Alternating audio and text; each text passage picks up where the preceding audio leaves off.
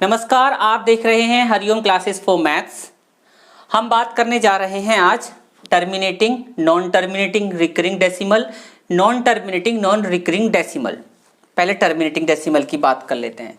कोई भी डेसिमल मतलब कोई भी, जैसे इस तरह से कोई नंबर लिखा हुआ 2/5, ये नंबर टर्मिनेटिंग डेसिमल एक्सप्रेशन कहलाएगा अगर पॉइंट के बाद, कोई भी नंबर पॉइंट के बाद अगर खत्म हो जाता है। जैसे 1.27, अगर मैं 1.27 लिखता हूं तो ये टर्मिनेट डेसिमल एक्सप्रेशन कहलाता है। जैसे 3.78, तो क्योंकि 7-8 के बाद मैं आगे कोई नंबर नहीं लिख रहा हूं तो ये एक टर्मिनेटिंग डेसिमल एक्सप्रेशन कहलाएगा।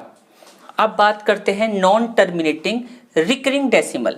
कोई भी डेसिमल एक्सप्रेशन अगर पॉइंट के बाद खत्म तो नहीं होता तो वो नॉन टर्मिनेटिंग कहलाएगा, लेकिन रिकरिंग मतलब वो बार बार रिपीट होता है तो उसे नॉन टर्मिनेटिंग रिकरिंग डेसिमल बोलते हैं। जैसे इसी नंबर को मैं ले लूं 1.272727, अगर 27 के बाद वो खत्म हो जाता है, आगे और डिवाइड नहीं होता, मतलब पॉइंट के बाद आगे नहीं चलता, तो वो टर्मिनेट। लेकिन अगर वो पॉइंट के बाद 272727 रिपीट होता है तो नॉन टर्मिनेटिंग रिकरिंग। ऐसे ही अगर ये 3.787878 चलता रहता और आगे खत्म नहीं होता तो ये नॉन टर्मिनेटिंग और रिकरिंग डेसिमल कहलाता। हाँ, अगर जैसे यहाँ पे खत्म हो गया, उसके बाद आगे और कोई नंबर नहीं आ रहा है और ना ही ये आगे बढ़ रहा है, तो ये टर्मिनेटिंग डेसिमल एक्सप्रेशन कहलाता। ये दोनों डेसिमल एक्सप्रेशन हमें इस तरीके से P/Q की फॉर्म से मिलते हैं, चाहे वो टर्मिनेटिंग डेसिमल हो या नॉन टर्मिनेटिंग रिकरिंग डेसिमल हो। ये दोनों ही, ये नियम है, आप देख सकते हैं, ये दोनों ही हमें P/Q की फॉर्म वाले नंबर से ही मिलते हैं। अब बात करते हैं, तो इसका मतलब ये हुआ, एक और बात, इसका मतलब ये हुआ कि ये रेशनल, अगर नंबर टर्मिनेट है तो भी वो रेशनल नंबर हुआ, अगर नंबर नॉन टर्मिनेटिंग है और रिकरिंग है, मतलब रिपीटिंग है, रिकरिंग को रिपीटिंग भी बोल सकते हैं, रिपीटिंग है तो भी वो रेशनल नंबर होगा। अब बात करते हैं नॉन टर्मिनेटिंग, नॉन रिकरिंग। जैसे अगर ये होता 1.7, 1.27830578923 अप टू सोन, मतलब पॉइंट के बाद कोई नंबर ना तो टर्मिनेट होता है और ना ही किसी सीरीज को रिपीट करता है। जैसे यहाँ पे ये रिपीट कर रहा है, जैसे यहाँ पे तो टर्मिनेट हो गया, यहाँ पे किसी सीरीज को 272727 या 787878 को रिपीट कर रहा है, ना तो टर्मिनेट होता है ना ही वो रिपीट करता है सीरीज को, तो वो नॉन टर्मिनेटिंग, नॉन रिकरिंग या नॉन टर्मिनेटिंग, नॉन रिपीटिंग भी बोल सकते हैं। इस तरीके के डेसिमल एक्सप्रेशन आपको देखने को मिलेंगे।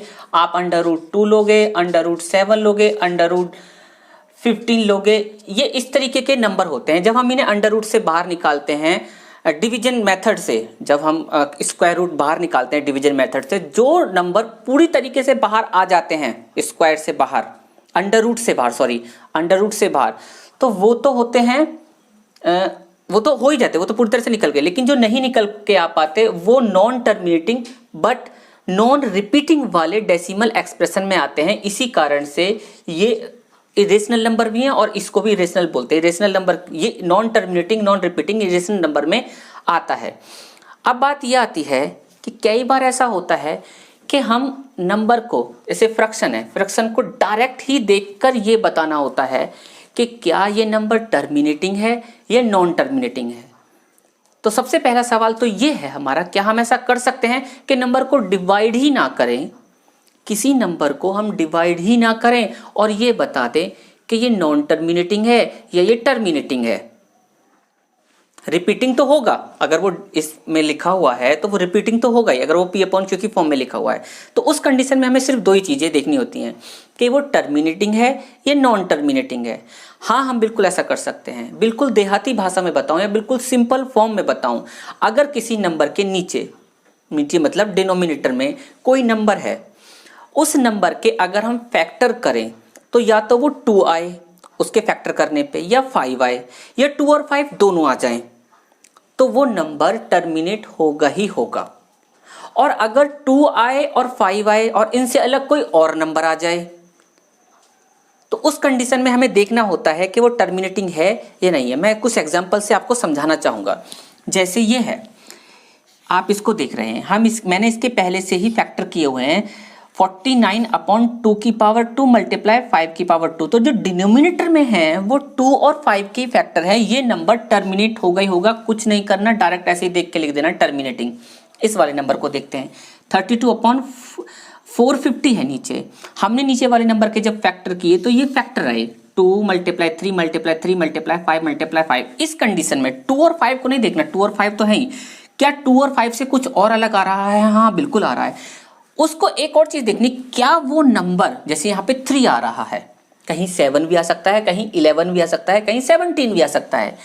इस कंडीशन में ये देखना है क्या ये 3 इस 32 को काट तो नहीं रहा है। अगर वो काट रहा है तो उसे काटो पूरी तरह से, यहां नहीं काट रहा है तो ये नॉन टर्मिनेटिंग बट रिपीटिंग होगा, ये non terminating but repeating number होगा। अब इसको देखते हैं 85/8। जब 8 क्या फैक्टर करोगे तो 2 मल्टीप्लाई 2 आएगा, तो ये टर्मिनेट हो गया क्योंकि सिर्फ 2 है फैक्टर, डिनोमिनेटर में सिर्फ 2 है।